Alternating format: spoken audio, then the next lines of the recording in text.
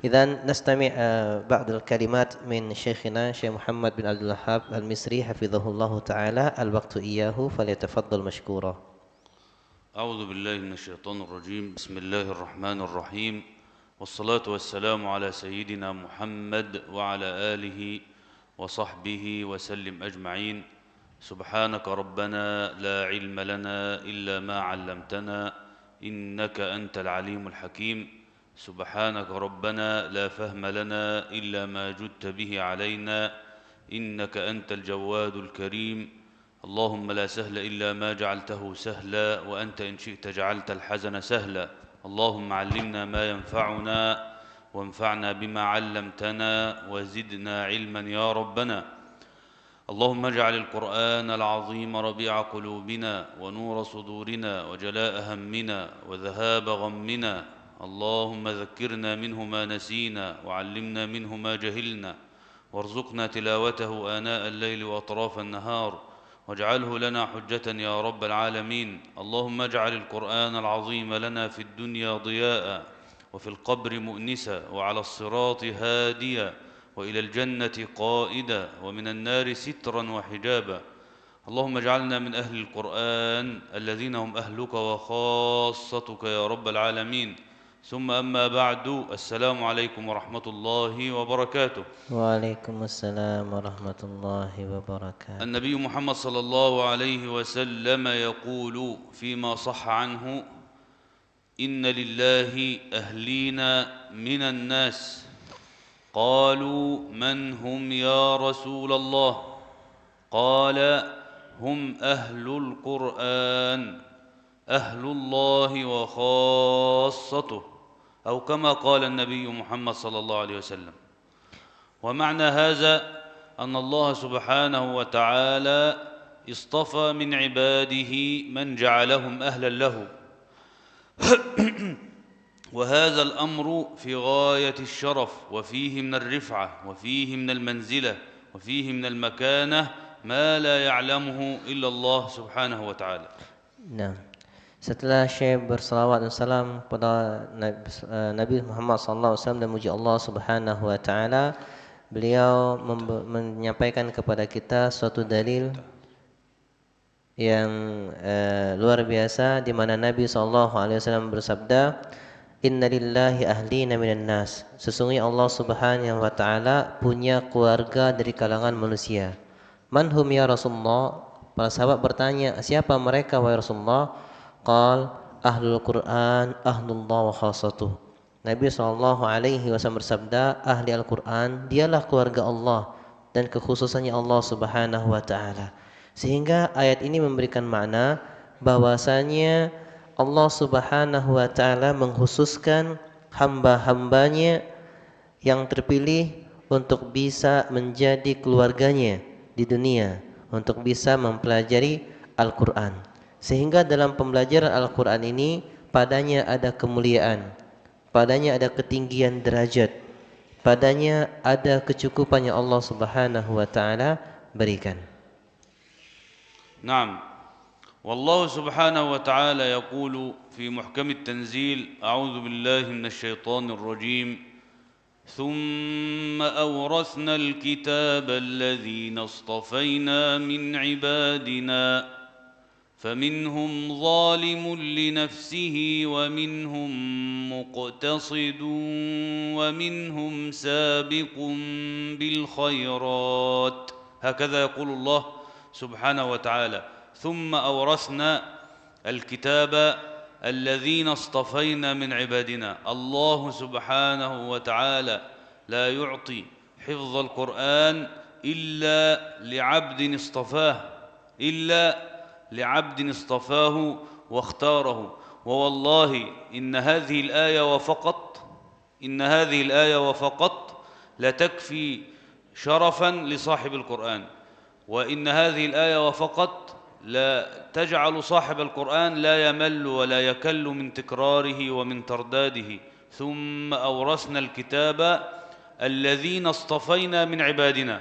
معنى هذا الله سبحانه وتعالى يعطي ويجعل قلب عبده وعاء للقرآن. إذا جعل قلب عبده وعاء للقرآن فقد اصطفاه واختاره، حتى ولو كان ظالما لنفسه، حتى ولو كان مسرفا في المعاصي، حتى ولو كان مسرفا في السيئات، لأن الله قال فمنهم ظالم لنفسه ثم ومنهم مقتصد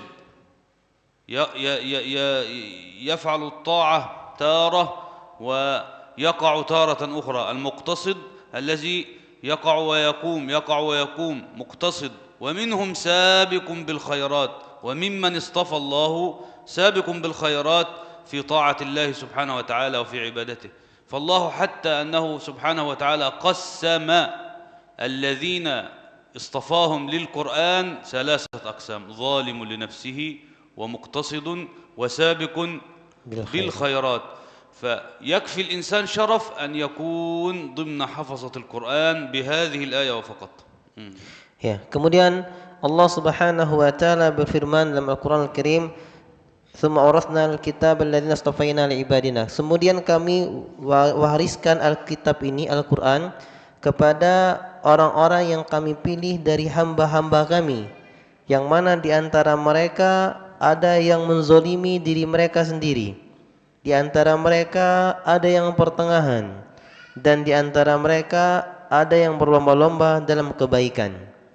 Ayat ini memberikan faedah bahwasanya Allah Subhanahu wa taala telah memilih hamba-hambanya dan telah menjadikan hati hamba-hambanya nyaman dengan Al-Qur'an, walaupun apapun kondisinya.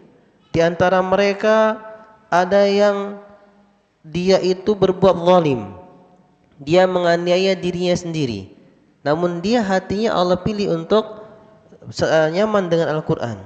Dan di antara mereka juga ahli Al-Quran, ada yang dia muqtasid, yang dia pertengahan, terkadang jatuh kepada kemaksiatan, kemudian kembali lagi kepada Allah, jatuh kemaksiatan, kembali kepada Allah.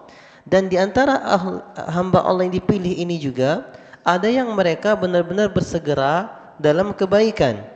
Maka kita bersyukurlah dari kondisi manapun kondisi kita, Allah Subhanahu wa taala pilih kita sebagai hambanya yang dipilih untuk menerima Al-Quran.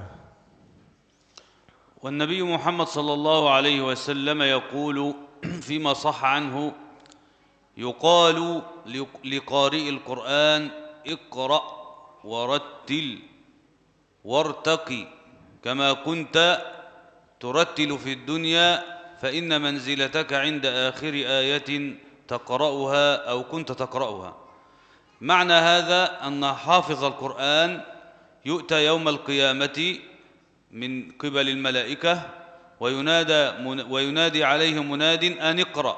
أن اقرأ هنا يعني سمع من حفظك، أن اقرأ يعني اقرأ من حفظك الذي كنت تحفظه.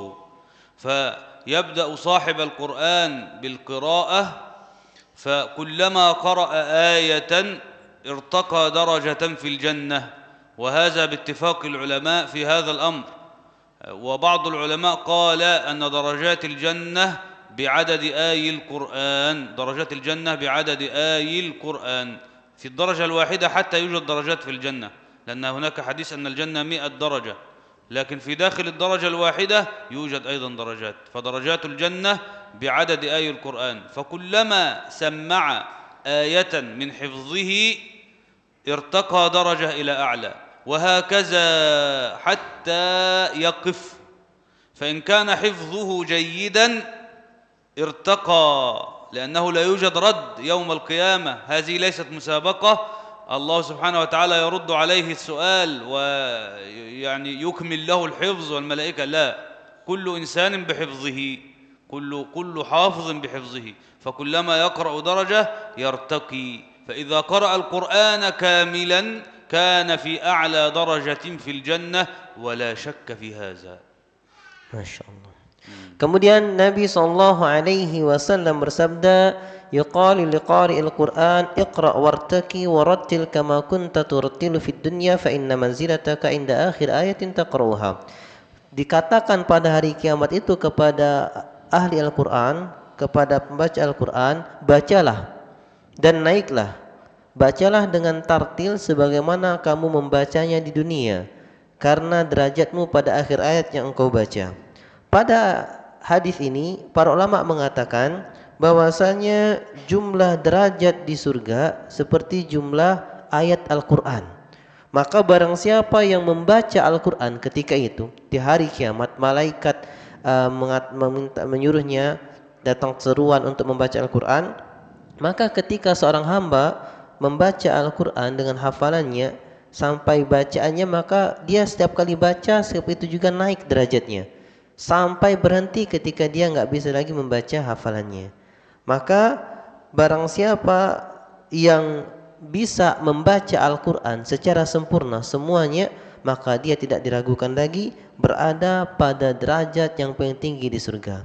Memang ada kata-kata bahwasanya di derajat surga berjumlah 100 tingkatan. Tapi setiap tingkatnya ini ada 100 derajat.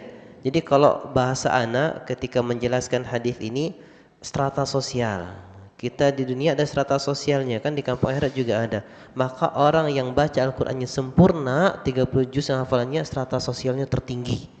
Dia menjadi orang yang paling derajatnya tertinggi. Walaupun di tingkatan yang satu surga, kampung apa tingkatannya, tapi strata sosialnya tertinggi, menjadi orang yang paling mulia di hadapan Allah Subhanahu wa taala.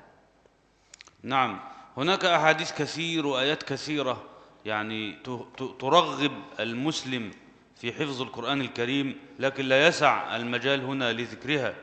وهناك أيضا فوائد دنيوية لمن أراد الدنيا أيضا في هذا الأمر، ليست أخروية فقط. فصاحب القرآن مثل صاحب المعروف، لا يقع أبدا، وإذا وقع وجد متكئا. صاحب القرآن مثل صاحب المعروف، لا يقع في الدنيا، لا يقع في مشاكل وفي هم وفي غم. يعني صاحب القرآن لا يصيبه هم ولا غم أبدا في الدنيا، لا يصيبه، لأن الله سبحانه وتعالى طهر قلبه بكلامه. فكيف يدخل الهم والغم على قلب طهره الله سبحانه وتعالى بكلامه؟ لا يصيبه هم.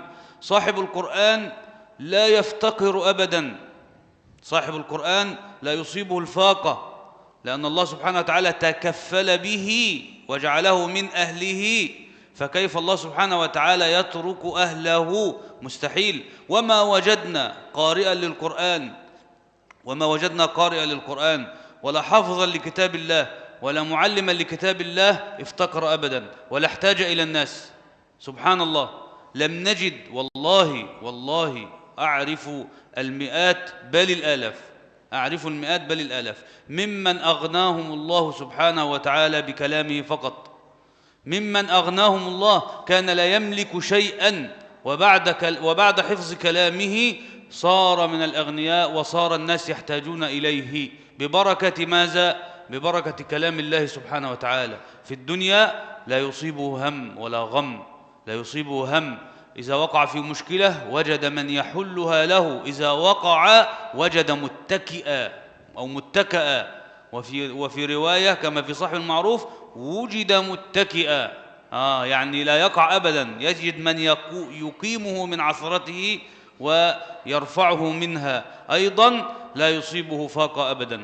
وهذا بالمشاهدة وبالممارسة، لا بالنصوص، بالمشاهدة وبالممارسة وبالمعاينة. فلم نجد قارئا احتاج إلى الناس، والحمد لله رب العالمين، أغناه الله. وفي هذا يقول الشاطبي: وليس على قرآنه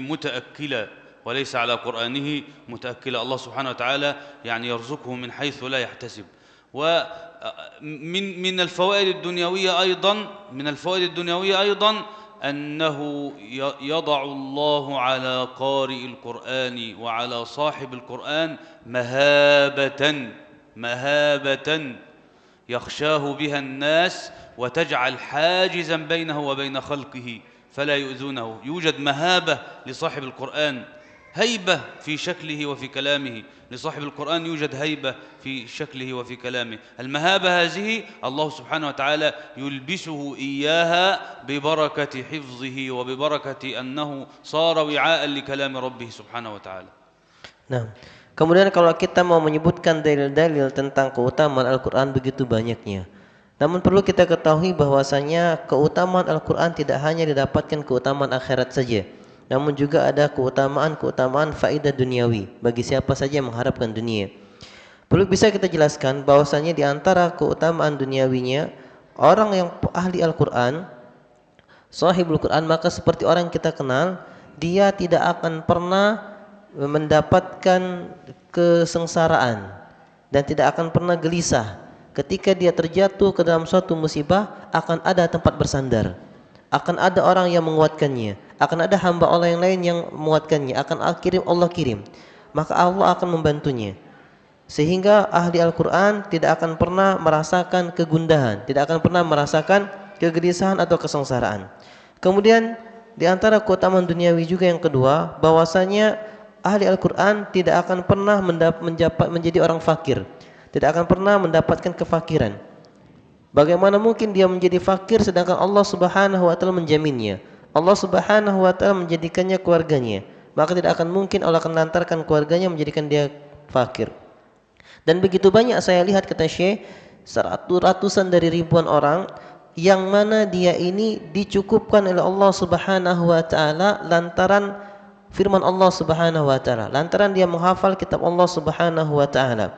Yang mana dia dahulunya orang yang fakir, orang yang tidak punya, kemudian setelah dia menghafal kitab Allah Subhanahu wa taala, Allah berikan dia kecukupan. Dan betapa banyak kita dapati orang-orang yang ahli Al-Quran, dia tidak membutuhkan manusia, tidak bergantung kepada manusia, dia hanya bergantung kepada Allah dan Allah pun mencukupi dirinya. Maka tidak heran kalau Imam Asy-Syatibi mengatakan walaysa al-Qur'ani muttaqi'a, tidak ada bagi ahli Quran ini tempat dia untuk bergantung kepada Allah Subhanahu wa taala. Dan Allah Subhanahu wa taala meletakkan faedah yang ketiga, Allah secara duniawi, Allah Subhanahu wa taala meletakkan kepada ahli Al-Quran mahabah, yaitu wibawa di mata-mata manusia. Kewibawaan dalam bentuknya, dalam fisiknya, dalam perawakannya, dan juga wibawa dalam ucapannya. Maka kita dapati ahli Al-Quran dia disegani oleh manusia. Ini kenapa? Ini lantaran karunia atau keutamaan dari firman Allah Subhanahu wa ta'ala. وأنا في الأخير يعني يوجد كلام كثير لكن سأختصر. في الأخير أوصيكم هذه وصية مني أنكم تستمرون في حفظ كلام الله سبحانه وتعالى ولا تتوقفون حتى ولو مات الإنسان ولم يكمل القرآن سيعطيه الله سبحانه وتعالى الثواب كاملا، لأن مصداقا لحديث الحديث الأول في كل الأبواب في الفقه الإسلامي إنما الأعمال بالنيات. فمن بدأ حفظ القرآن واستمر عليه حتى لو مات ولم يكمله ولم يتم القرآن، الله سبحانه وتعالى يعطيه ثواب الحفظ كاملا يوم القيامة. وفي هذا يوجد نص، وإن كان نصا يعني لا أعرف مدى صحته، أن يعني النص يقول، سمعته من أحد من مشايخي يقول: من أراد حفظ القرآن ولم يتمه، يعني بدأ فيه بنية صادقة ولكنه لم يتم الحفظ ثم مات، أوكل الله له ملكا في قبره حتى يلقى الله وهو راض عنه. وهذا يعني له شواهد كثيرة وله أدلة كثيرة، ومنها حديث إنما الأعمال بالنيات. من أراد حفظ القرآن الكريم فليمضي حتى ولو كان كبيرا. يعني يوجد من أئمة القراءات من ختم القراءات 10 بعد عمر 80، يعني بدأ تعلم القراءات 10 بعد عمر كم؟ 80 عاما، بعد أن صار عمره 80 عاما. ويوجد معي من يقرأ معي الآن من النساء ومن الرجال من يقارب 80 ويبدأ معي حفظ القرآن وختم القرآن، ومنهم والله بعد هذا العمر من ختم القرآن معي ب4 قراءات إلى الآن. بعد هذا العمر لا تتوقف أبدا. تفضل. وهذا فقط مني. Kemudian yang terakhir Syekh memberikan wasiat, dan ini wasiat dari Syekh, bahwasanya Syekh mewasiatkan kepada kita semua agar kita senantiasa terus dalam menghafal kitab Allah Subhanahu wa taala. dan jangan pernah berhenti dalam menghafal kitab Allah Subhanahu wa taala. Walaupun kita tidak sampai menyempurnakan hafalan. Walaupun kita tidak sampai menyempurnakan hafalan, maka Allah Subhanahu wa taala akan memberikan pahala yang sempurna. Berdasarkan hadis Nabi sallallahu alaihi wasallam, innamal a'malu binniyat. Sesungguhnya amalan itu dilihat dari niatnya. Ketika kita telah berniat untuk menghafalkan Al-Qur'an, terus menghafal walaupun belum sampai sempurna dan Allah mencabut nyawa kita, tetap dia mendapatkan pahala yang sempurna. Ada sebuah hadis yang Syekh masih tidak mengetahui pasti derajatnya, namun banyak didapatkan dinukilkan oleh para ulama dan di antara guru-gurunya juga menukilkan bahwasanya barang siapa yang ingin menghafal Al-Qur'an kemudian belum menyempurnakan hafalannya sehingga dia meninggal, Allah Subhanahu wa taala akan mewakilkan kepadanya malaikat di kuburannya sampai dia berjumpa dengan Allah Subhanahu wa taala dalam keadaan Allah meridhoinya. Kemudian saya juga mewasiatkan barang siapa yang ingin menghafal Al-Qur'an hendaknya dia mulai berapapun usianya. Karena betapa banyak Syekh mendapatkan orang yang belajar Al-Qur'an sedangkan usianya telah tua. Ada yang belajar Al-Qur'an, belajar qiraat yang mana usianya 80 tahun bahkan lebih. Bahkan ada juga di antaranya yang belajar sama Syekh, seorang akhwat usianya di atas 60 tahunan, 70 tahun, di atas 70 tahunan yang belajar Quran dengan Syekh. Maka jangan ditunda. Barang siapa yang ingin menghafal Al-Quran, segera dia menghafal. نعم. ويوجد شيء آخر يا شيخ أخير للآباء والأمهات، وصية للآباء ووصية للأمهات أن يداوموا أولادهم على مراكز التحفيظ ومدارس القرآن هنا في بالمبنج، ويداوموا أن يرسلوا أولادهم للمشايخ حتى يختموا ويحفظوا القرآن الكريم، لأن هناك نصوص كثيرة ومنها حديث رسول الله صلى الله عليه وسلم فيما معناه: يؤتى بالوالدين يوم القيامة، يؤتى بالوالدين يوم القيامة الأب والأم الوالدين فيلبسان حلة الكرامة. حلة الكرامة يعني ملابس سماها الله ملابس الكرامة، يلبسان حلة الكرامة لا تقوم لها الدنيا، يعني ثمنها أغلى من الدنيا جميعا، ثمن هذه الملابس التي يلبسونها والناس يشاهدونهم والملائكة تلبسهم حلة الكرامة، فيلبسان حلة الكرامة لا تقوم لها الدنيا، ويلبسان تاجا من نور ضوءه أضواء من الشمس، ويلبسان تاجا من نور أو تاج الكرامة كما يسمى في بعض الأحاديث تاجا من نور ضوءه أضواء من الشمس، فيقولان الأب والأم يسألان: بما كسينا هذا؟ لماذا نلبس هذا؟ بأي طاعة فعلناها؟ بأي طاعة فعلناها؟ فيقولان: بما كسينا هذا؟ فيقال: بأخذ ولدكما القرآن. الله أكبر الله أكبر الله أكبر. فيقولان: بأخذ ولدكما القرآن فقط. وفي هذا يقول الإمام الشاطبي رحمة الله عليه: هنيئا مريئا والداك عليهما ملابس أنوار من التاج والحلى. الوالدان يلبسان هذه الملابس، فما ظنكم بالنجل عند جزائه؟ فما ظنك بالابن حفظ القرآن؟ هذا ثواب والديه فقط، فما ظنك بالابن؟